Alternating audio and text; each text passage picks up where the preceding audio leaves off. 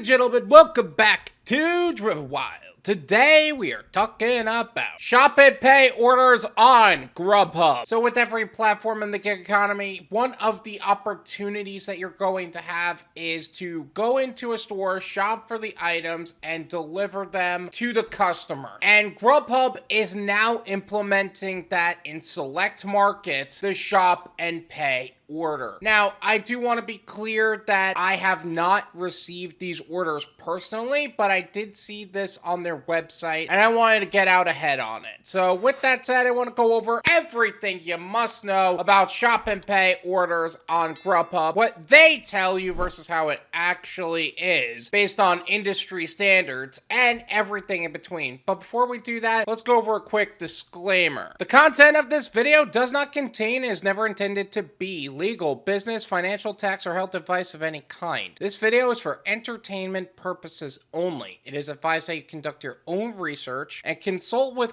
qualified professionals before applying anything you find online. I also want to be clear, as I said right from the beginning, that everything I'm going to be discussing in this video can be determined as market dependent. So what applies to me in my market may not apply to you. So with that said, let's get started. What is shop and pay? Shop and pay is a Grubhub offer for convenience or pharmacy delivery. In addition to picking up order items such as snacks, household items, cleaning supplies, and delivering them to the customer, you'll also pay for the order using your Grubhub driver card. So there is one thing that I feel like will lead to a certain level of confusion. They say that pharmacies are available as an option to where you would actually shop for the items. That doesn't mean you're dealing with pharmaceuticals. That is a different type of delivery. Not every driver is going to deal with that. They outsource that. That is not what we're discussing here. What we are discussing is the shop and pay orders. You're gonna pay for those orders using the Grubhub Purple Card, the one that they send you right from the beginning. If you don't know what that's about, I made a video talking all about that as well. I will leave that in the description. Feel free to check it out. What are the benefits of completing a shop and pay delivery? With shop and pay, you can maximize your schedule for more earnings. Toggle on to make a shop and pay delivery between restaurant delivery, rush hours, or when you have some extra time. Plus, there's no waiting around. You go to the convenience store or mini mart, pick out the order items, check out, and go. Which I do want to be clear, place and pay you would end up waiting around for. Pay on arrival, which is really just place and pay, but they say they tried to place the delivery. You will actually have the ability to determine how much wait time you're actually in the store for. So that's a good thing, assuming that all the items are there and you're not actually fussing over the items themselves. Now, there's also the argument to be made about checkout, but for convenience stores and pharmacies, the checkout line isn't always that long, in my opinion. Note, to accept shop and pay orders, your driver card must be activated. Check the status of your driver card by heading to the Accounts tab in the Grubhub for Drivers app, then tap on driver card. So from your starting screen, you're going to go to the hamburger menu. You're gonna hit account, go from account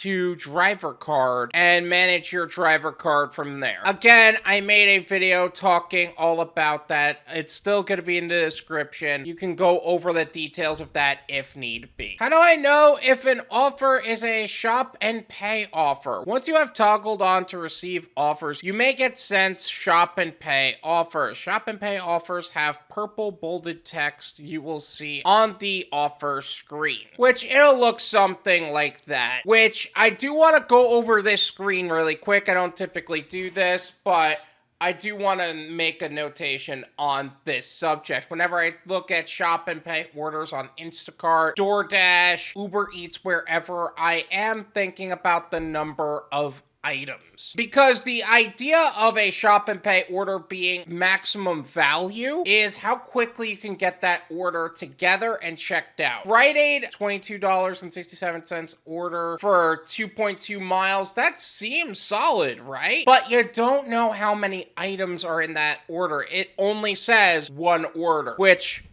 whoopee. It could be one item, it could be 100 items. And it doesn't say heavy pay or anything like that. It just says shop and pay, one order. I feel like there needs to be more specificity. I think there needs to be more transparency. But honestly, Grubhub is one of the more transparent on the subject. They don't hide tips. I can't argue with them too much, especially since this is a program they're just rolling out. But I do think it's something that needs to be considered in the future. How to complete a shop and pay offer. Once you have accepted a shop and pay offer, navigate to the store and tap Arrived. Keep the shopping list screen open on your phone to see all the items at a glance, or tap on an item to reveal the item details. Examples of items you could be shopping for include snacks, cleaning supplies, or household items. And that screen's gonna look something like this, like any other shopping app would. On item details, you could add the item to your cart. You'll know when you've added all your items in the order to your cart when the to-do screen is empty and the done screen contains all the items in the order. Now you're ready to check out. Again, those screens are gonna look like this. From the item details screen, you can tap on the minus sign, then mark as unavailable. If the order item is unavailable, the item is out of stock. If an item is partially available, you found the item but not the requested amount, adjust the quantity and tap add to cart. Grubhub is pretty good about this. You don't have to worry too much about the rating system and all that, so you kind of get what you get. To check out, tap on done shopping and head to the nearest checkout counter. The app will ask you to confirm that you are ready to check out. Tap continue to confirm that you are ready to pay and head to the nearest checkout counter. And yeah, they're gonna confirm that you are done shopping, because once you get past that screen, you're not gonna be able to make any changes. Once you hit that point, you end up at the checkout screen. You go to the checkout counter, you go through from there. You should never pay for any order with any form of payment other than the Grubhub driver card. Drivers will not be reimbursed by Grubhub for any other form of payment if your card isn't working. While you're in the process of checking out, tap on there's a problem to be connected to a driver care specialist. Again, that's one of the best things in my opinion about Grubhub. They're going to just tell you that they're not going to reimburse you, as opposed to claiming they're going to reimburse you, have you pay for it with your own money, and give you the biggest headache in the world about actually getting reimbursed. After you've successfully paid, take a picture and upload a photo of your receipt. When you're ready to head out of the store to deliver the order, tap on leaving to move on to drop off. Which again, those screens are gonna look like this and this. You're ready to make your way to the customer. Once you've arrived to the customer's location, review delivery notes for their drop-off instructions. After you've successfully dropped off the customer's order, swipe to complete the order on the delivery screen on your phone. Once you leave the store, it's just like every other order. It's nothing special. What if a store is out of a shop and pay item? If a store is out of a certain item or does not have the requested amount, you do not need to call driver care or report missing items. From the item details screen, tap on mark as unavailable. If the order item is unavailable, the item is out of stock. If an item is partially available, you found the item but not the requested amount, adjust the quantity and tap on add to cart. You know, that's interesting because usually when you're dealing with shop and pay deliveries, regardless of whether it's Instacart, DoorDash, Uber Eats, Grubhub, well in this case Grubhub's different, usually they ask you to contact the customer and see if you can replace the item. Grubhub's not about that at all. No,